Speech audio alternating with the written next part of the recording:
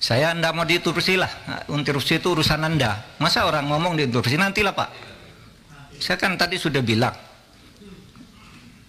pakai interupsi tidak selesai-selesai kita ini. Lalu nanti saya yang interupsi dituding-tuding lagi. Saya tidak mau. Artinya kalau begitu, misalnya saya membantah lalu di sini ada berteriak keluar, saya keluar. Saya punya forum. Saya setiap kesini dikeroyok, belum ngomong sudah diinterupsi, belum ngomong diinterupsi.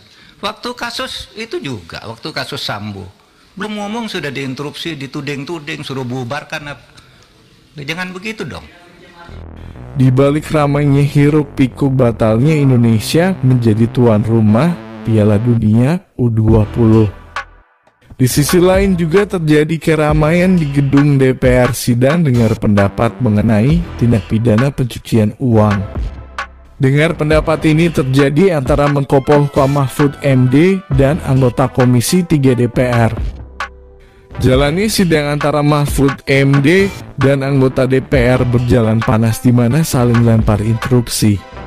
Sosok Mahfud M, dia adalah sosok yang berani melawan para pejabat yang nakal dan korup.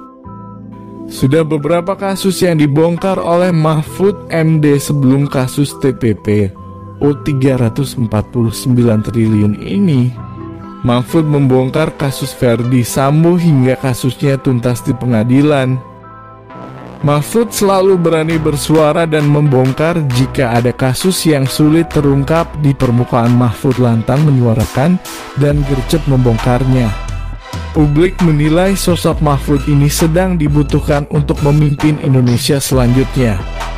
Dengan mempertimbangkan Mahfud memiliki ilmu hukum dan politik yang sangat berpengalaman, di mana saat ini negara Indonesia sedang boncos-boncosnya masalah hukum.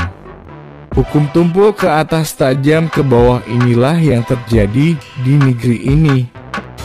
Mahfud dinilai bisa menyelesaikan kasus hukum dan mafia hukum di negeri ini dengan segudang ilmu dan pengetahuannya. Bisa saja nanti saat Mahfud menjadi presiden kelak, dia bisa menekan agar undang-undang perampasan aset tindak pidana korupsi disahkan. Hingga saat ini survei mengenai elektabilitas Mahfud belum juga naik ke permukaan.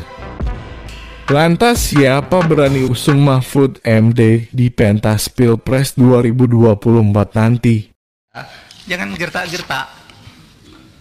Saya bisa gertak juga saudara, bisa dihukum menghalang-halangi penyidikan penegakan hukum. Iya. Dan ini sudah ada yang dihukum 7,5 tahun, namanya Verdik Yunandi. Ya kerja-kerja kayak saudara itu. Orang mau mengungkap, dihantam. Mengungkap, dihantam. Ingat kan? Itu.